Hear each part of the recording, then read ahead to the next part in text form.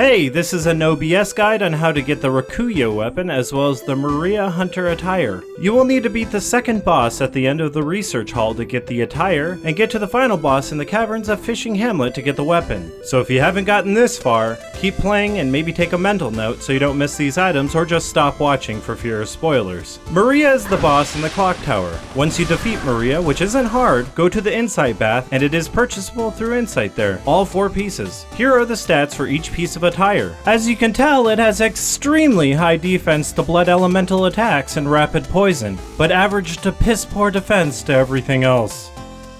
I'll give you a few moments to look these over. The Rakuyo is a lot more complicated and requires a lot more progression. You will need to have gotten to the very end of Fishing Hamlet to the bottom caverns right before an important boss fight. When you hear the Song of Winter Lanterns, you know you're close. Defeat those blasphemous things, and at the end, look up and there will be Gooch right in your face. That troll-like creature drops the Rakuyo once defeated, but here's why this is difficult. He doesn't take damage nor drops from above until you've dealt enough damage to the other troll in there. So you basically have to drop into a pit of no return and do your best. The one with the weapon will destroy you if you don't dodge his attacks, and it is hard to dodge his attacks. It will eventually turn into a 1 versus 2 fight that will likely end in frustration multiple times. This process can be cheesed though. If you can summon someone in willing to help, get the person to drop down and attack the troll with the weapon until the other troll drops while you just stand there where it's safe.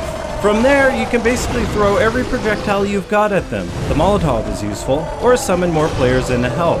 Once defeated, the troll drops the Rakuyo. Once you get the weapon, use a bold hunter's mark and get the hell out of there. The latter just leads to terrible death or lengthy backtracking through enemies to a lamp which you will likely never get to. The Rakuyo's attacks are as follows.